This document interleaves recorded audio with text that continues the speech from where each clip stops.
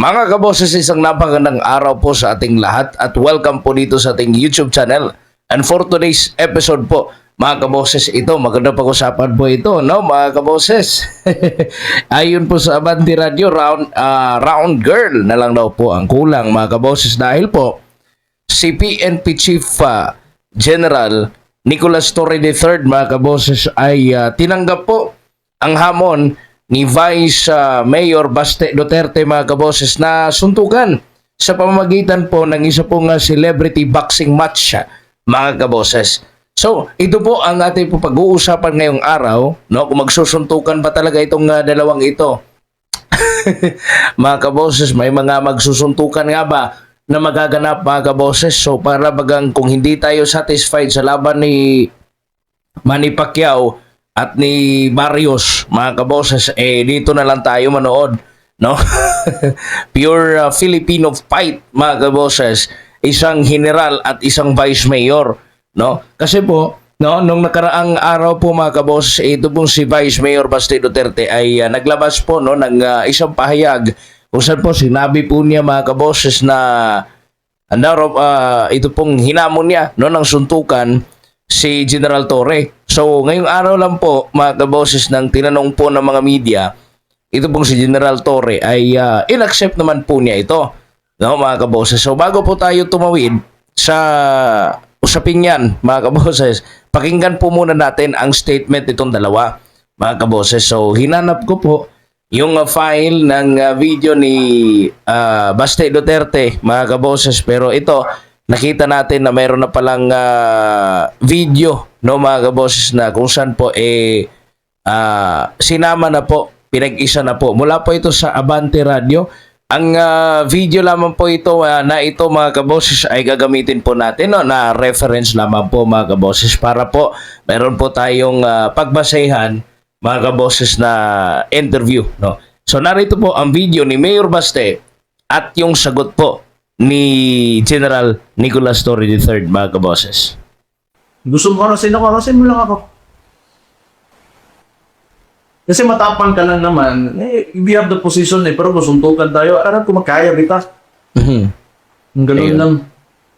But you're a coward. Pero tama-tama dahil marami ang nasalanta ngayon ng bagyo at baha. Maybe we can use this moment or this opportunity to raise funds in a charity boxing match. This coming, kung para mabilis, Charity this coming boxing Sunday match daw. sa Araneta, 12 rounds, pwede. 12 rounds susundukan para maganda at para medyo marami-rami ang ma-raise natin. Siguro you can find sponsors per round, may mag-sponsor. So let's place the merchandise before each round. So 12 rounds para medyo marami-rami ang sponsor at marami tayong may raise na pondo. Okay, so ayun, mga kaboses, so magbibigay tayo ngayon ng komentaryo, no? Ang tanong, mga kaboses, kaya pa kaya ni General Torre, ang bata pa ni Mayor Baste Duterte, mga kaboses, kung sakali man ho na magkatotoo po, mga kaboses, sa inyong palagay o sa inyo lamang po, sino po yung papanigan nyo? Papanig ba kayo kay General Torre o kay Mayor Baste? Kasi kung ako si Mayor Baste, mga kaboses, nauna ko ng di ba? Nauna ko ng binitawan yung salitang suntukan, mga kaboses. So, tinanggap naman ni General Torre, pero sa isang boxing ring, mga kaboses. Ibig sabihin, kung boxing, merong gloves, no? Ewan ko lang kung ano naman ang sagot ni Mayor Baste dito, mga kaboses, kasi ang hamon niya ay suntukan. Hindi po basta boxing lang, mga kabos. Hindi po specific na boxing o suntukan. Baka gusto ni Mayor Baste na yung talagang walang gloves, mga kaboses, yung labanan, no, hanggang sa magtanggalan ng ngipin siguro. Yung gusto ni Vice Mayor Baste Duterte, mga kaboses. So, sa tingin nyo, kaya pa kaya ni General Torre? 12 rounds yung hamon niya, di ba? Siya na po yung naghamon ngayon. So, yung response niya, hindi po basta okay lang, di ba? Hindi lang basta calls or mga kaboses, but siya na po yung nag-propose ngayon, no, na gawin na lang na charity event, mga kaboses, yun pong boxing event. Gawin na lang boxing show talaga. Yun pong hamon ni Vice Mayor Baste Duterte. No, for a cause na lang daw mga kaboses. Gusto pa niya ng 12 rounds, no? Para marami daw mag-sponsor mga kaboses. Gusto niya doon po sa Araneta gaganapin. So pa-fame talaga itong si ano, no? Mahilig talaga magpa-fame itong si General Nicolas Torre III. Gusto niya talaga ng kumbaga yung titingnan siya o makikita siya ng maraming tao mga kaboses. So tingnan natin, no? Hindi natin alam, no, kung ano pa yung magiging takbo nito mga kaboses sa hamonang ito. Pero game face on na po mga kaboses si PNP Chief Nicolas Torres sa hamon ni Mayor Baste Duterte. Pero yun nga lang po mga kaboses, no, di ba?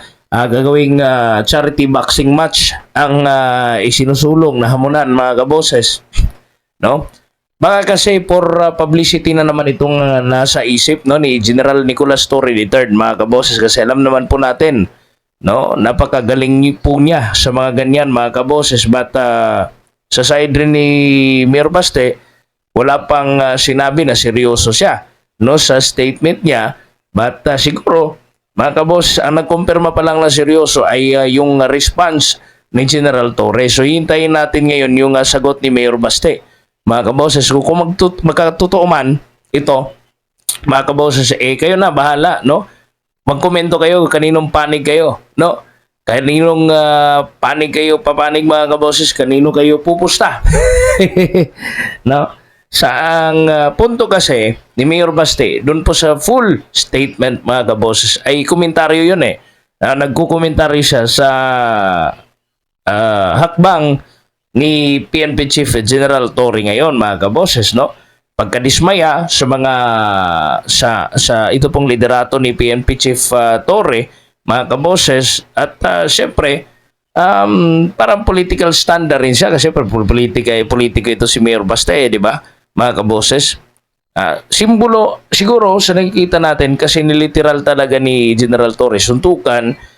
Siguro pinakita lang ni Mayor Baste mga kaboses, nagsisimbolo lang ng kanyang galit, no mga kaboses, at meron kasi siya mga binanggit doon ng mga issues, no, ng nitong ni PNP Chief Torre mga kaboses. So sana rin hinihintay rin natin mga kaboses na hindi lang sana sa boxing match yung sagot ni General Torre, but yung issue na nire-raise mga kaboses, no?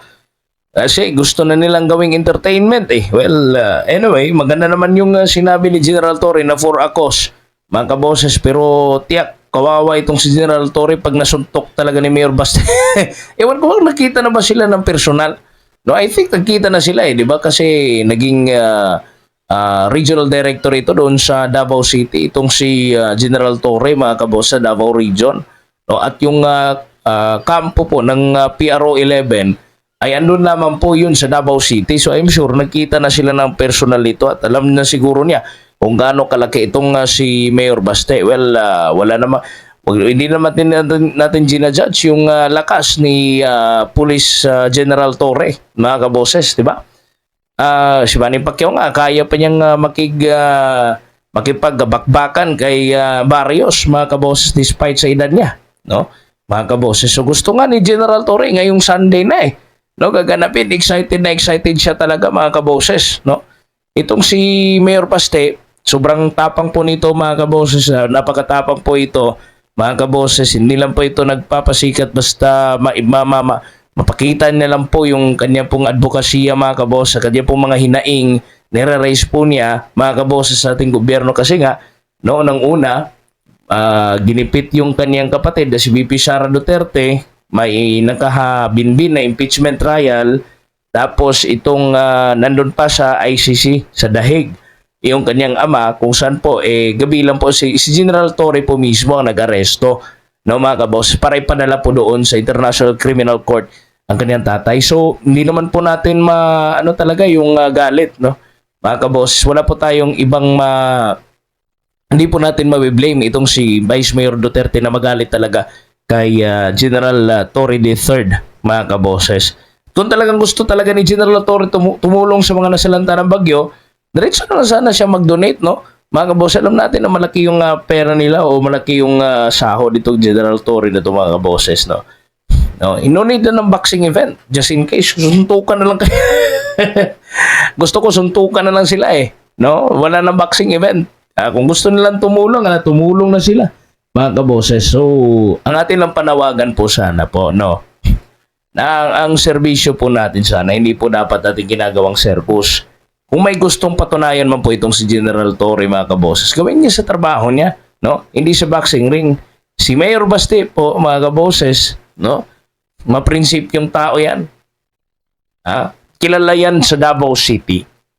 So baka gawin lang katatawanan itong si General Torre, mga kaboses. Ewan ko lang kung ano mangyayari sa susunod, mga kaboses, no?